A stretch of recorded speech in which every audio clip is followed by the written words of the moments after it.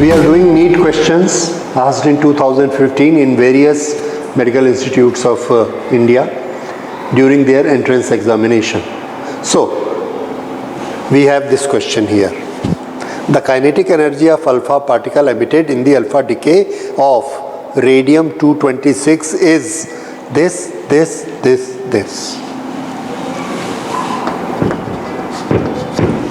So this is our questions, and what is given to us are atomic weights of radium, alpha, and okay. So we have to write, we have to understand. The first thing which should come to our mind is whether we know the equation. How to make an equation of alpha particle emitted in alpha decay. So first we take the material radium, which is 226, and the number is 88. Now there is a decay in this, and after the decay we get another daughter particle, that is radon. So radon, Rn, this is 222 and one alpha particle. Alpha we know is 4. Whenever there is a alpha particle decay, जब भी alpha particle निकलेगा तो बाकी जो daughter particle बचेगा उसका weight mass इससे -4 हो जाएगा. So what we get here is this was radium and this is radon. So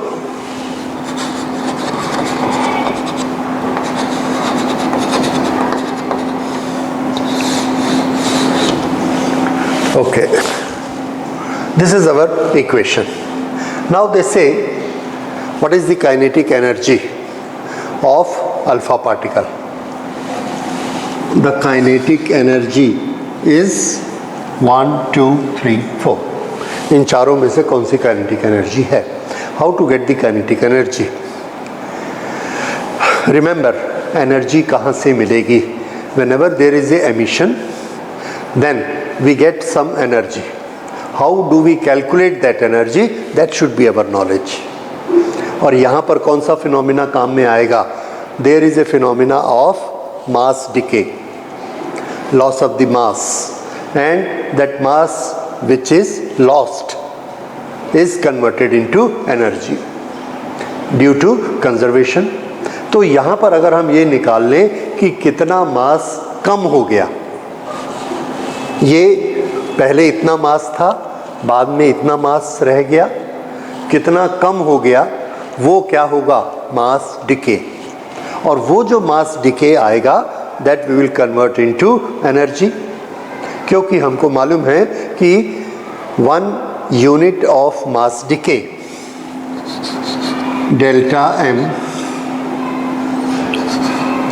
is equal to, sorry, 1 unit of mass decay, not delta m. Delta m हम किस लिए लिखते हैं? That is notation of mass decay. 1 unit of delta m, this is equal to 931.5 million electron volt. जब भी मास का loss होगा तो आइंस्टाइन के इक्वेशन से mass can be converted into energy, and this is the energy which we get by the equation, that very famous equation E is equal to mc². ये हम लोगों का नॉलेज है. तो ये एक तो सबको याद रहना चाहिए कि whenever there is a loss of mass, so much energy is released. अब ये एनर्जी जो रिलीज होती है, ये किस फॉर्म में होती है? There are so many forms of the energy release. It may be in the form of heat, it may be in the form of light, it may be in the form of sound, it may be in the form of mechanical energy.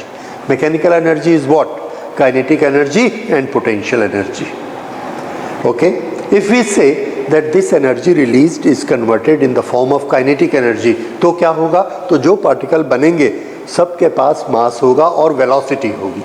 क्यों? क्योंकि kinetic energy मास velocity से बनती है, ½ mv². तो radio active material में अगर हम ये मानते हैं कि energy which is released for the format of heat, sound, light is negligible, then the complete energy has been converted into kinetic energies of the particles. अब ये दो पार्टिकल बने हैं, this is very heavy, तो ये अपनी जगह से मूव नहीं करता है, ये डॉटर पार्टिकल कंटेनर के अंदर ही रहता है. तो अब काइनेटिक एनर्जी सिर्फ किसको मिलेगी? अल्फा पार्टिकल को, and it will run away. So हमने ये कंक्लूजन निकाला कि जो फिजन की या जो रेडियो एक्टिविटी में फिजन की काइनेटिक जो एनर्जी हमको मिलेगी, किसकी? मास लॉस की, मास डिके की जो एनर्जी हमको मिलेगी, वो एनर्जी किस में कन्वर्ट हो जाएगी? Kinetic energy of the alpha particle. तो पहला तो ये प्रिंसिपल हमको दिमाग में आना चाहिए कि काइनेटिक एनर्जी की वो बात कर रहे हैं, कहाँ से आई. So now you remember this कि कहाँ से आई? This is due to mass decay. अब हमको क्या निकालना है? इनमें से कौन सी काइनेटिक एनर्जी है? इन द अदर वर्ड्स हमको ये निकालना है कि इसमें से वो कौन सी एनर्जी है जो मास डिके से पैदा हुई है. तो इसका मास डिके से पैदा होने वाली एनर्जी का कैलकुलेशन करते हैं. कैसे करेंगे? Energy in R A minus energy in this and this, ये दोनों को मिलाकर. तो पहले हम इसमें ये देखते हैं कि हमारा मास डिके इसमें कितना होता है. उसके लिए हमने हेल्प ली किसकी? मॉलिक्यूलर वेट्स की. ओके, तो मास डिके, उसके लिए हम दूसरा वर्ड या क्या यूज़ करते हैं? Mass defect. तो ये जो मास डिफेक्ट हमने निकालना है, डेल्टा एम, मास डिफेक्ट, ये कैसे निकलेगा? शुरू में मास किसका था? इसका. So that is atomic weight. Mass का नंबर नहीं चाहिए, मास चाहिए. दो चीज़ें अलग अलग होती हैं, ये भी हमको याद रखना है. अगर हम पूछेंगे कि रेडियम जो हमने यूज़ किया, इसका वेट कितना था या इसका मास कितना था, तो 226 उसका मास नहीं है, ये मास नंबर है. नंबर क्या होता है? That is addition of proton and neutron. दोनों को ऐड कर दिया और दोनों को हमने क्या माना? 1 1. तो इसमें टोटल प्रोटॉन और न्यूट्रॉन मिला के 226 है. लेकिन अगर हम उसका एटॉमिक मास यूनिट के से कंपेयर करेंगे तो रेडियम का एटॉमिक मास यूनिट से जब हम कंपेयर करेंगे तो जो चीज़ आएगी उसको क्या कहेंगे? Weight, atomic weight. तो एटॉमिक वेट इसका कितना आता है? That is 226.0254. हर एक में थोड़ा सा ये डिफरेंस आ जाएगा एटॉमिक नंबर और एटॉमिक वेट में. तो वेट हम इसलिए यूज़ कर लेते हैं शब्द, so that you understand there is a difference. Otherwise कुछ राइटर्स इसको एटॉमिक मास भी लिखते हैं. एटॉमिक मास ऑफ, सुनिए, atomic mass of radium is 226.0254, but atomic mass number of radium is 226. तो एक को हम बोलेंगे मास नंबर और इसको सिर्फ मास. ओके, तो मास का यूनिट क्या होता है? यू नो, ऐसा ही सिस्टम में मास का यूनिट केजी होता है और एटॉमिक में उसका 1 unit, that is 1/12 of the C12. Okay, वो मास है और ये सिर्फ क्या है? Number. This is a sum of numbers of proton and neutron, इसलिए ये दोनों में डिफरेंस होता है. ओके, सो ये मास हमने लिया, the mass of delta M और द वेट ऑफ रेडियम 226. इसमें से किसको माइनस कर देना है? इन दोनों के वेट को या मास को. Weight of Rn and weight of alpha. क्या ये दोनों बराबर होंगे? इसको देखकर लगता है होने चाहिए, पर एक्चुअल में नहीं होते. और जो नहीं होते, जो डिफरेंस आता है, वही क्या कहलाता है? That is mass defect. क्योंकि हमारी कैलकुलेशन में जब हम मास की कैलकुलेशन करते हैं तो एक छोटा सा डिफेक्ट आ जाता है, ये इक्वल नहीं होता. इसलिए ये दोनों इक्वल नहीं हो रहे हैं, इसलिए हम उसको मास डिफेक्ट कहते हैं. तो एनीवे, मास डिफेक्ट ये आ गया। अब यहाँ पर हमने इनकी वैल्यूज़ ले ली। वेट ऑफ रेडियम यहाँ से लिया, that is 226.0254 minus this is 222.0174 plus this is 4.0026। ये आ गया। तो ये किसकी वैल्यू आई? डेल्टा एम की। अब अगर इसकी ये वैल्यू आती है तो इसको हम एनर्जी में कैसे कन्वर्ट करेंगे? और एनर्जी में कन्वर्शन हमको मालूम है कि 1 यूनिट का कन्वर्जन कितना होता है। तो आंसर है 1 यूनिट का कन्वर्जन होता है 931 पॉइंट कहाँ लिखा है ये 931.5 मिलियन इलेक्ट्रॉन वोल्ट। ओके, तो ये जो मास डिफेक्ट आया, ये मास डिफेक्ट किस में आएगा? केजी में या एटॉमिक यूनिट में? तो आंसर है ये सारे मास हम एटॉमिक यूनिट में ले रहे हैं, तो ये भी एटॉमिक यूनिट में ही आएगा।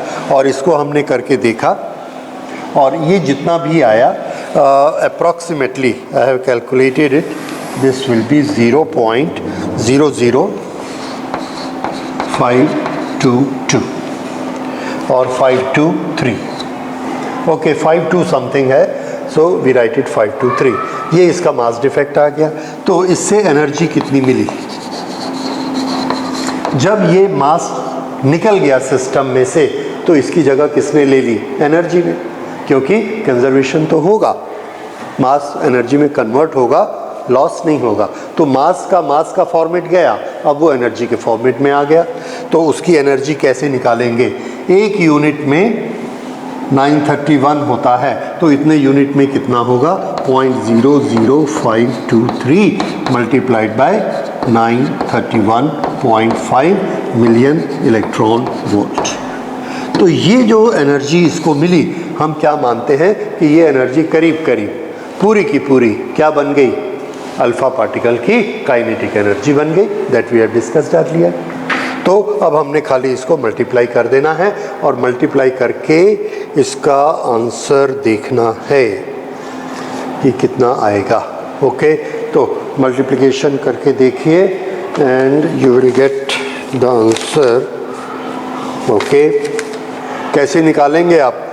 ज़्यादा तक टाइम वेस्ट नहीं करना है। तो कॉम्पिटिटिव एग्ज़ाम में कैसे करना? ये मल्टीप्लाई करिए। How much it is? 9 5 45। 45 से ये थोड़ा सा ज़्यादा हो जाएगा, 46, 47, 48, लेकिन रहेगा क्या 40 में? ये देखिए 52, 33, 60, 48, which is the nearest one, 48. So our right option is 4.871. Done. क्योंकि आपको टाइम भी बचाना है और उन्होंने आपसे आंसर नहीं पूछा है, ये पूछा है which one is the correct one. और हम समझ में आ रहे हैं वेयर वी आर अप्रोचिंग। देख लीजिए 93 into 52 is very close to 4.87, so this is our right answer. आप चाहे तो ऑर्डर भी चेक कर सकते हैं, it depends how good you are in mathematics, आ जाएगा ये। ओके, सो 1 2 3 1 2 3 ये यहाँ आ गया 4 point. So our right option is D, and this is how it is done. Thank you. The next question reads, if 20% of radioactive element decay in 10 days, then amount of original material left after 30 days. Okay, what is the topic? There is a decay. Okay, decay is in radioactivity, so this is radioactivity. 20% decay.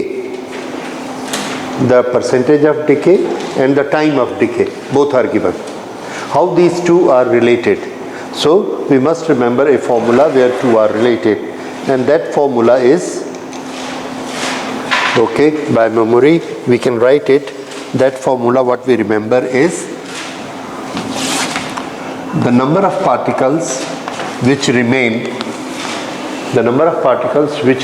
at any time t is equal to number of particles original which started the process, and this is to be multiplied with e to the power minus gamma t, minus delta t.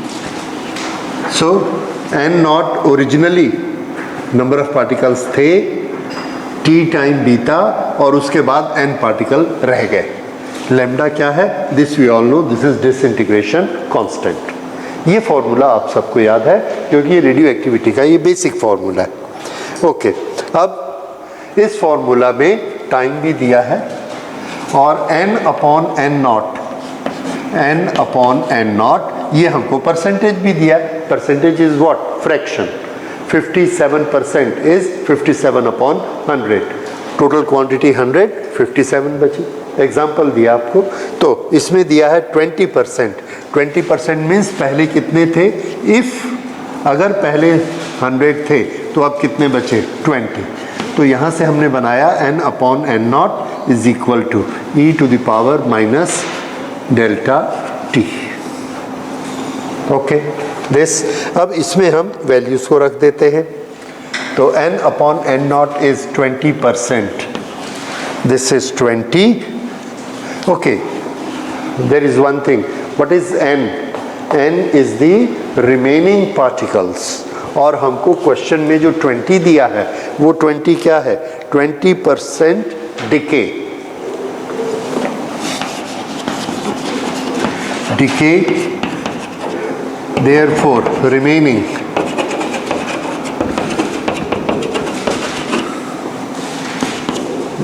is equal to 80 upon 100। 100 में से 20 decay हो गए तो 100 में से 80 बच गए। This is 8 upon 10। Okay, और we can write it anything. हाँ, नाउ इतना फ्रैक्शन बच गया। ये किसकी वैल्यू है? ये वैल्यू है ये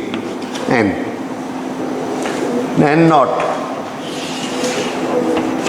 सो 10 में से 8 बच गए, 10 में से 8।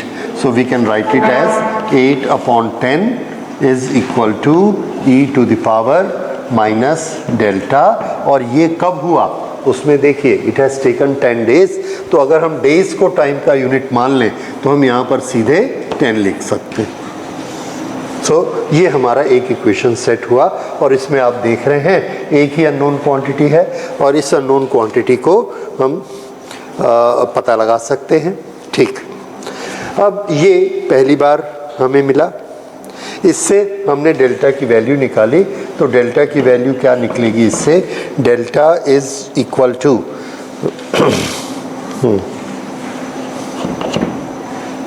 log e and 10/8। पहले तो ये माइनस है, माइनस को अगर हम प्लस करेंगे तो ये डिनोमिनेटर में जाएगा, तो ये इधर आएगा। एक स्टेप मैंने और ज़्यादा कर दिया, तो this will B log e 10/8। ये हुआ। ओके, अगर हम इसको ओके ये 10, दिस इज लैम्डा's वैल्यू। ये 10 कौन सा है? ये करके देखिए, आप 2 स्टेप करेंगे ये चीज़ आ जाएगी, और इससे फिर हमने इसकी वैल्यू निकाली। This is equal to 0.022। I hope इसको आप कर लेंगे। This is a very small mathematics. 0.022। Okay, ये डिसइंटीग्रेशन कांस्टेंट, हमको ये वाली प्रोसेस का पता लग गया। अब इन्होंने हमसे पूछा क्या है? What is the amount left after 30 days. अब हमको इन्होंने नया t दिया है, और ये t कितना है? This is case 2। केस 2 में t 30 डेज है। ओके, तो n अपॉन n नॉट कितना रहेगा इसमें? तो आंसर है n upon n not. n upon n not कैसे निकालेंगे? राइट, अब n अपॉन n नॉट अगर निकालना है तो हमको एक ओरिजिनल वैल्यू t भी पता होनी चाहिए। t is what? Half life. So we have done it by calculator, and the value of 1 upon e to the power 0.66, it comes to be 0.5168 this. Now this is n upon n naught. What we need is percentage of this. Percentage के लिए दोनों तरफ 100 से multiply कर दीजिए. 100 100.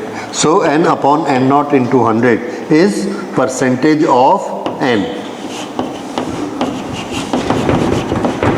is equal to 51.68.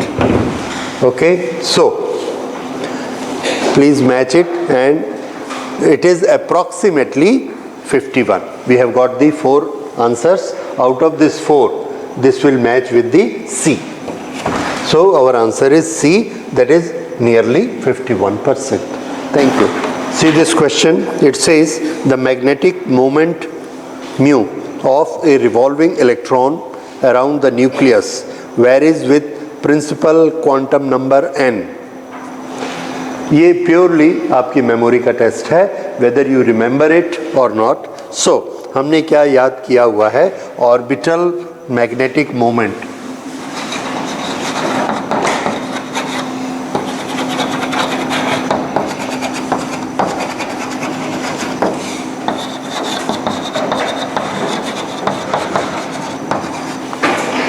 of an electron, and that is mu of electron. This is given by n e h upon 4 pi m mass charge. Okay, that is mass of electron.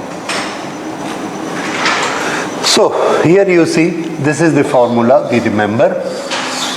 Planck's constant, charge of the electron, mass of the electron, and this is principal quantum number.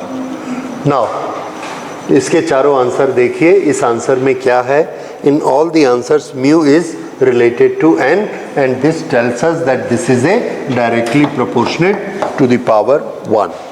So what we get here is mu n is proportionate to n, principal quantum number, and this is relation number C. So C is the right option for this. Thank you. See this question. It says the inelastic scattering of photon is called inelastic scattering of photons is called Compton's effect, Einstein's photoelectric effect, Raman effect, and Hall effect. So this is purely knowledge based, और आपको अगर इन सब की definition याद है तो आपको याद होगा कि रमन इफेक्ट में हमने ये पढ़ा है that Raman effect deals with inelastic. Okay, so that deals with inelastic scattering.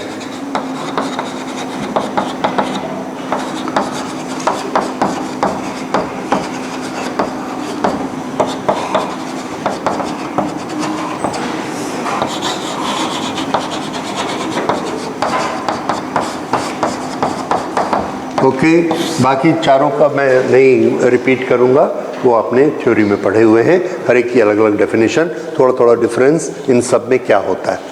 Okay, thank you. So this Raman effect is our option number C. Okay, thank you. Again here is test of our knowledge. This says the de Broglie wavelength associated with electron accelerated by a potential of 64 volt. कौन सा chapter है? de Broglie wavelength. कौन सी quantities involve हैं? de Broglie wavelength, lambda de Broglie, और दूसरी quantities है volt. This is volt which is used for excitation of the electron. अब इसमें हम सब ने एक फॉर्मूला देखा हुआ है, wavelength of electron with reference to excitation potential, और वो फॉर्मूला अगर आपको याद होगा, that is lambda material wave, that is lambda of de Broglie wave is equal to 1.227. This is to be divided by √v, and this will be in nanometer. Okay, ये formula हम सबको याद है। अब इन्होंने दिया है कि वोल्टेज कौन सी यूज की है, potential used is 64, so this will be lambda is equal to 1.227 upon root of 64। और अब हम इसको सॉल्व करते हैं and this comes out to be 0.153। This is how we get lambda. And अब इसके चारों आंसर में से मैच करके देखिए, you will find this is choice number A. So thank you. See this question, this is again knowledge test. Okay, इसका statement पढ़ते हैं। ये कहता है the electron are emitted in the photoelectric effect from a metal surface. एक metal surface है और इसमें से फोटोन इंसिडेंट होते हैं, फोटोन, और इधर से इलेक्ट्रॉन निकलते हैं, electron. Okay, this is emission. अब इनका ये कहना है कि इन्होंने 4 कंडीशन दी हैं, उसमें से हमको बताना है which is the correct one. First, only if the temperature of the surface is high. Now this phenomena जो हमने पढ़ा है, इसमें टेम्परेचर कहीं नहीं आया है। Surface has nothing to do with this, the temperature has nothing to do with this, so we don't agree. अब दूसरा देखिए, with a maximum velocity proportionate to the frequency of the incident radiation, with the maximum velocity proportionate to the frequency from a metal surface, with a maximum velocity proportionate to the frequency of the incident radiation. The velocity of electron is proportionate to frequency of the photon. Velocity of electron is proportionate to frequency of the photon. ये B का मतलब है। क्या हमने ऐसा कोई relation देखा? तो आंसर है नो, हमने कोई ऐसा रिलेशन नहीं देखा। आपके पास कौन सा रिलेशन है? आपके पास रिलेशन है हाफ mv²। आइंस्टाइन इक्वेशन याद करिए, that is kinetic energy. Half mv² is equal to h nu not minus work function. तो उसमें कहीं पर भी फ्रीक्वेंसी ऑफ द फोटोन आता है, पर वर्क फंक्शन भी आता है। तो ऐसा डायरेक्ट रिलेशन हमने नहीं पढ़ा हुआ है। Okay, so this is also not correct. C, only if the frequency of the incident radiation is above certain threshold value. ये हमने पढ़ा है कि अगर फ्रीक्वेंसी थ्रेशोल्ड फ्रीक्वेंसी से ज़्यादा होगी तो इलेक्ट्रॉन निकलेगा। इसकी frequency that should be more than the threshold frequency, so this is correct. और डी क्या है? D says at the rate that is independent of the nature of the metal. Nature of the metal से independent कोई भी चीज़ नहीं है। हर metal के लिए अलग अलग वैल्यू होगी जिस रेट से इलेक्ट्रॉन निकलेंगे। So the rate of the rate of emission depends upon the nature of the metal, so we cannot say it is independent of, जो कि D में लिखा है। So D is also a wrong statement, and now you find the correct option is C, और C इसमें कोई doubt नहीं है, the frequency has to be more than the threshold frequency, तभी इलेक्ट्रॉन निकलेंगे। So we have this answer, and now let's go to the next. See the next question. It says the ionization energy of electron in the hydrogen atom in its ground state is 13.6 electron volt. Correct? The atoms are excited to a higher energy levels to emit radiations of 6 wavelengths. इसको हमने higher energy level तक excite किया और उसमें से different waves निकलती हैं अलग अलग सीरीज के अनुसार। अब इनका ये कहना है, हाँ, हर सीरीज में there are more than one type of wavelengths. सिर्फ एक तरह की वेवलेंथ नहीं होती हैं, बहुत सारी वेव्स निकलती हैं हर एक की वेवलेंथ अलग अलग होती है। अब कितनी वेवलेंथ्स निकलती हैं उसके लिए उन्होंने ये दिया है कि 6 वेवलेंथ्स निकल रही हैं, एक पर्टिकुलर केस में 6 वेवलेंथ्स निकल रही हैं। So number of wavelengths 6, okay. Then the maximum wavelength of emitted radiation correspond to transition between, okay, which energy state? ये हमारे अलग अलग एनर्जी स्टेट हैं N3, N4, N5, N1। जब इलेक्ट्रॉन 3 पे जाएगा और 2 पर आएगा, 3 पर गया और 2 पर आया, तो 3 से 2 पर जब आएगा, फिर से सुनिए, शुरू में हमने उसको एक्साइट किया, एनर्जी दी, तो वो ग्राउंड से उठ के कहाँ चला गया? 3। वहाँ से फिर 2 पर आया, एनर्जी कम हो गई, तो वो जो एनर्जी रिलीज करेगा उससे बहुत सारी वेव्स निकलेंगी। कितनी वेव्स निकलेंगी उसका एक फॉर्मूला है। फिर से यहाँ से जब हम उसको भेजेंगे स्टेट नंबर 5 एनर्जी दे के, more energy, more energy, more energy, state number 5 पे गया और वहाँ से 5 से 3 पर आया, 5 से 3 पर आया, तो इतनी एनर्जी वो रिलीज करेगा। जब ये इतनी एनर्जी रिलीज करता है तो नंबर ऑफ वेव्स एक नहीं होती, बहुत ज़्यादा वेव्स उसमें रिलीज होती हैं। कितनी होती हैं उसका एक फॉर्मूला है। तो अब हमको ये पता लग रहा है, हमने जो स्टडी किया है कि नंबर ऑफ वेवलेंथ्स, कितनी वेवलेंथ्स उसमें होती हैं, ये इसका एक फॉर्मूला है विच इज n-1/2। ओके,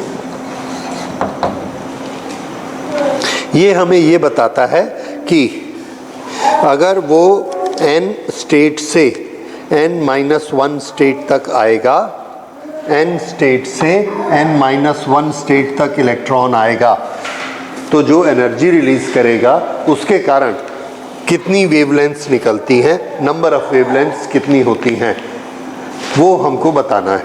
ये उसका फॉर्मूला है। अब यहाँ पर हमको क्या दिया है? यहाँ पर हमको दिया गया है कि नंबर ऑफ वेवलेंथ्स 6 होती, इतनी निकलती हैं। तो ये चीज़ हमको इस फॉर्मूले में मालूम है। फिर से ये नंबर ऑफ वेवलेंथ्स n क्या है? स्टेट ऑफ एनर्जी लेवल, ये स्टेट ऑफ एनर्जी लेवल। तो जब नंबर ऑफ वेवलेंथ हर एक स्टेट ऑफ एनर्जी लेवल में जब भी ट्रांजिशन होता है n से n-1 तक, n से n-1, n से n-1, ये n से n-1, n से n-1, जो भी n की वैल्यू है, 5 है तो 5 से 4, 8 है तो 8 से 7, इस तरह से जब वो ट्रांजिशन होता है तो उस समय नंबर ऑफ वेवलेंथ्स का ये फॉर्मूला लगता है। ओके, n से n-1 तक। अब नंबर ऑफ वेवलेंथ्स हमको दी गई हैं 6, n-1/2। इसको हमने कैलकुलेट किया, 12 is equal to n into n-1, और ये आप देख रहे हैं 4 3 ज़ा 12, सो n की वैल्यू कितनी मिली? 4। तो 4 से ट्रांजिशन शुरू होगा और कहाँ तक जाएगा? n-1, 4 to 3। तो जो ट्रांजिशन 4 to 3 होता है, जो ट्रांजिशन n4 से 3 तक होता है, इसमें कितनी वेव्स निकलती हैं, कितनी तरह की वेवलेंथ वाली वेव्स निकलती हैं? तो आंसर है इस फॉर्मूले से 4 to 3 के लिए 6 नंबर ऑफ वेवलेंथ्स निकलेंगी, और वही हमको दिया है कि 6 नंबर ऑफ वेवलेंथ्स निकलती। तो अगर 6 निकलती हैं तो हमने स्टेट का नंबर निकाला n, दैट इज 4, और n-1 क्या हुआ? 3। तो ट्रांजिशन, किस ट्रांजिशन की बात हो रही है? तो आंसर है 4 to 3 ट्रांजिशन। तो इसके अब हम आंसर चेक करते हैं। इसमें हमको दिया गया है answer number B,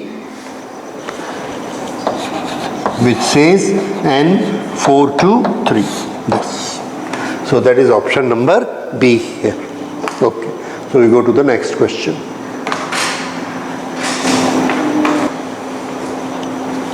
A nucleus at rest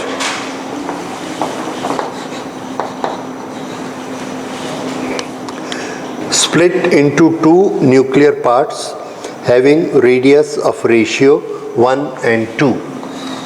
ये एक न्यूक्लियस है. This splits into two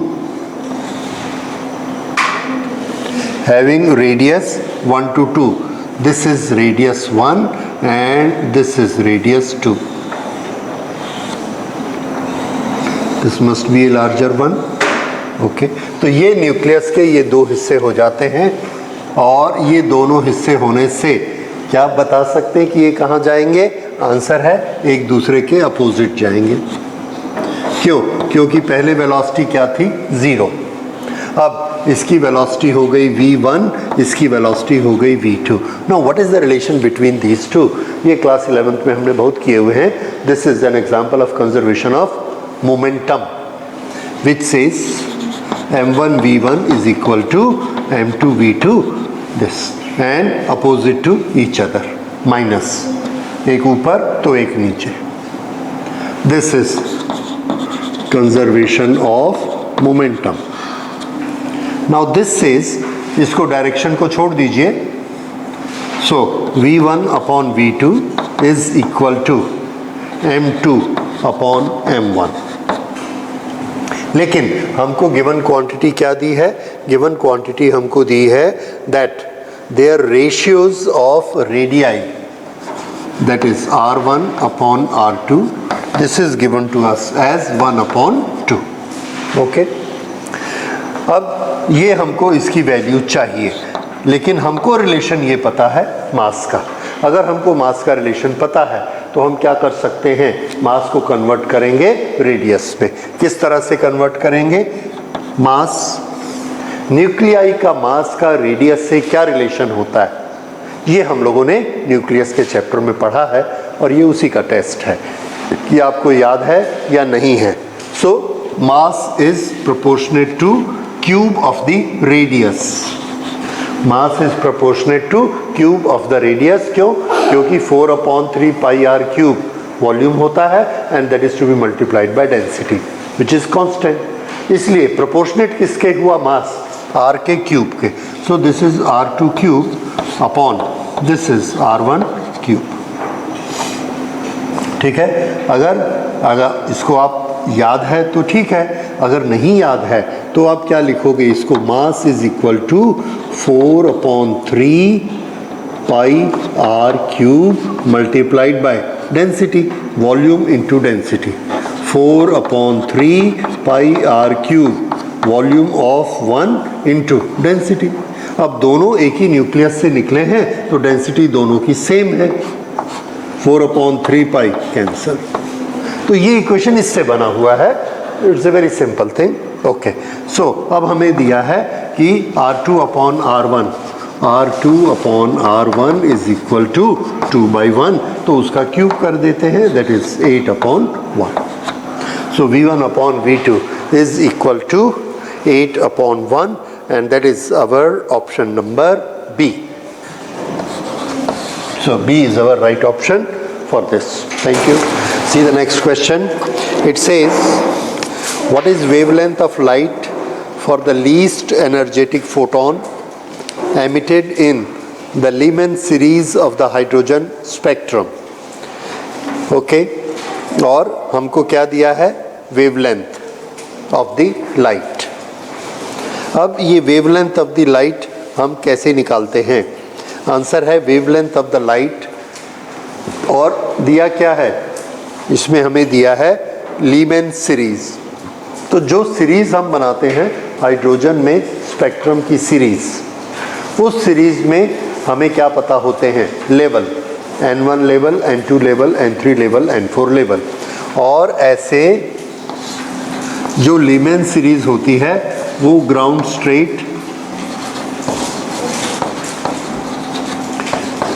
state of energy where n is equal to 1. और ये है n इज इक्वल टू 2। तो ये सबसे कम एनर्जी वाली ये वाली वेव होती हैं और इसके बाद ये यहाँ चली जाएगी। There is a transition from n3 to n1, this has got higher energy. ये इनके एनर्जी के लेवल होते हैं। इसका एनर्जी का लेवल -13.6, इसका एनर्जी का लेवल -3.2, इसका एनर्जी का लेवल, इस तरह से ये किसके लेवल हैं? एनर्जी। तो हमको समझना ये है कि ये जो अलग अलग हमने सीरीज़ याद की हैं, इस सीरीज़ में n1 n2 क्या है? First state of excitation, second state, third state. इधर जो दिए हैं ये क्या है? These are energies in electron volts. और ये हमको क्या बताता है? ट्रांजिशन। जितना बड़ा ट्रांजिशन होगा इस लेवल से इस लेवल तक, ज़्यादा ज़्यादा एनर्जी आएगी इसमें। तो ये कौन सी स्टेट है? This is Lehmann series. अब लीमैन सीरीज में हमको बोला गया है लीस्ट एनर्जी। तो लीस्ट एनर्जी किसकी होगी? तो लीस्ट एनर्जी उसकी होगी जिसका ट्रांजिशन यहाँ से यहाँ तक होगा। ये सबसे कम एनर्जी वाला ट्रांजिशन है, ओके, इस सीरीज में। तो इस ट्रांजिशन में इलेक्ट्रॉन कितनी एनर्जी देगा? Energy emitted is equal to this -3.2 final -13.6 and this gives 10 point, okay, sorry, this is 3.4, okay, this gives 4, 6, 10.2 electron volt. तो ये अगर आपको, इसमें आपका क्या नॉलेज टेस्ट होता है कि आपको लीमैन सीरीज़ की दो वैल्यूज़ याद हैं कि नहीं। ये ground, that is n1 energy का लेवल, n2 एनर्जी का लेवल, n3 एनर्जी का लेवल। तो इस तरह से 3-4 लेवल तो आप याद रखिए, ओके। तो हमें ये पूछा गया है, ये हमने कहाँ से लिया? Least energetic photon. तो लीस्ट एनर्जिक फोटोन हमको दिख रहा है, ये सबसे कम है, इसके बाद ये है, और इसके बाद ये है, इसके बाद और ऊपर वाले। तो ये वाली एनर्जी हमको कितनी मिलती है? तो आंसर है ये एनर्जी हमको 10.2 इलेक्ट्रॉन मिलती है जब भी ये होगा। लेकिन क्वेश्चन तो वेवलेंथ का है, तो वेवलेंथ और एनर्जी इनका रिलेशन हमको पता होना चाहिए। This is our second test. तो एनर्जी और वेवलेंथ, इसका रिलेशन हम कैसे निकालते हैं? तो इसका रिलेशन है energy is equal to H nu, this is equal to H C upon lambda. Here is energy, here is lambda, ये इनका रिलेशन है। Therefore lambda is equal to H C divided by energy, okay. अब H is a Planck's constant, we know its value. C is velocity of light, we know its value, and E is the energy of this transition, that is 10.2। तो अब हम इन सब की values रख देते हैं, and this comes to be, this is, इसको जब इलेक्ट्रॉन वोल्ट में कन्वर्ट करेंगे, this will be 1240 to be divided by energy 10.2, and this comes to be 121.56, 121.56 nanometer. अब इसके जो 4 आंसर हैं उसमें देखिए ये अप्रॉक्सीमेटली किसके क्लोज है? सो this is approximately 122, that is option number A. तो हमारा टेस्ट किसका है? इसमें क्या क्या वर्ड दिए हैं?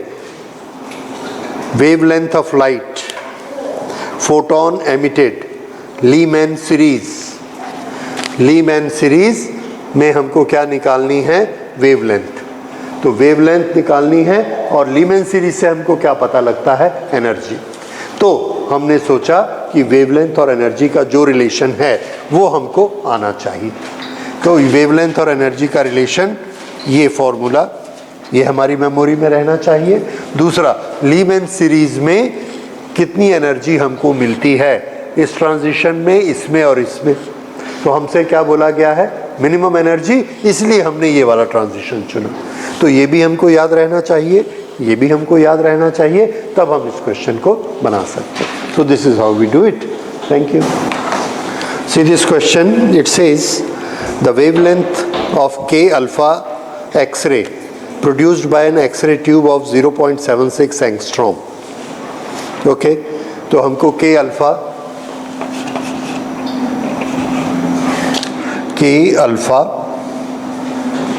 ये 0.76 angstrom, right? The atomic number of the anode material of the tube. तो हमको पता है कि एक एनोड मटेरियल पर इलेक्ट्रॉन स्ट्राइक करता है और यहाँ से एक्सरेज निकलती है। इस एक्सरेज की वेवलेंथ ये है, तो उनका ये इसकी वेवलेंथ किस पर डिपेंड करती है? तो आंसर है, इसकी वेवलेंथ जिस पर डिपेंड करती है वो है मास नंबर ऑफ दिस मटेरियल। और ये मास नंबर हम किससे दिखाते हैं? Z। इस Z और ये वेवलेंथ, इनका आपस में क्या रिलेशन होता है, ये हमारा मेमोरी का टेस्ट है। तो अगर आपने ये पढ़ा है तो आप इसको कर सकते हैं, अदरवाइज नो। और इसके लिए आपको क्या पढ़ना होता है? इसके लिए हमने पढ़ना होता है मोज़लीज empirical formula.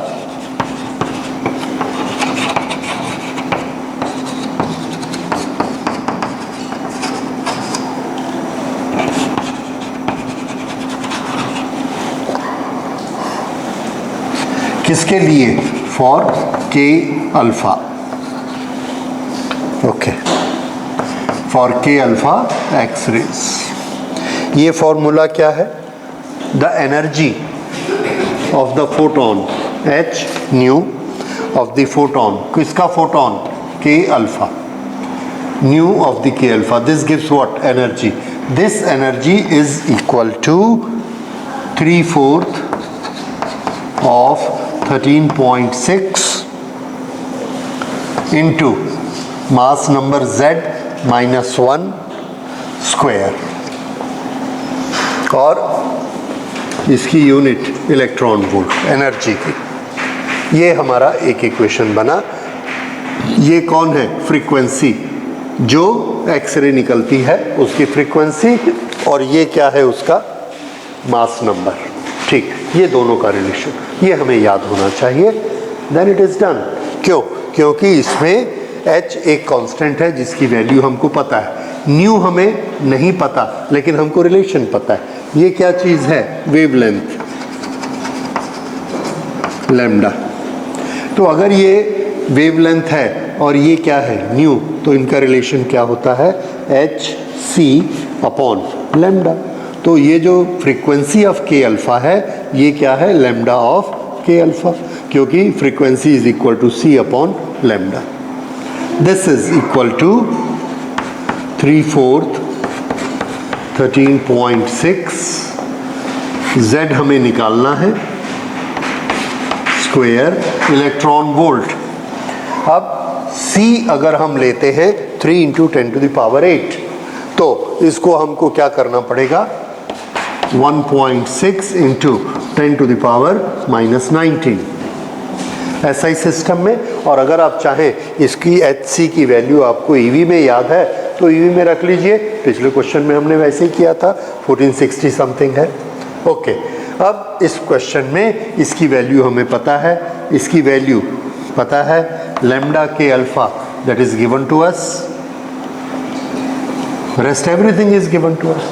Now it is a mathematics, और पहले आप Z-1 स्क्वायर को आइसोलेट करिए, rest everything you transfer on this side, सब की वैल्यू रखिए and you will find Z-1 whole square is equal to so much.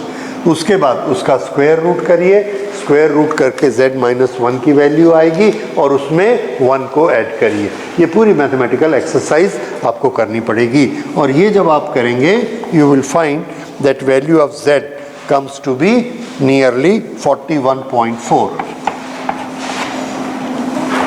That is approximately 41 mass number, because mass number are in integers. So this is 41 और उसमें से अब हम अपने answer check करते हैं। देखिए that is answer number C which is 41. Okay, तो इसमें हमारा टेस्ट किस चीज़ का है? एक्सरे की वेवलेंथ और Moseley's empirical formula for X rays frequency, ये दोनों हमको याद रहने चाहिए। ओके, दिस ये तो हमको गिवन है, गिवन। हमें सिर्फ क्या मालूम होना चाहिए? मोज़लीज फार्मूला, और मोज़लीज फार्मूला में रिलेशन किस किस का है? Frequency and Z number. ये उस पर एक दूसरे पे डिपेंड करते, उससे हमने कैलकुलेशन की and this is how we solve it. Thank you.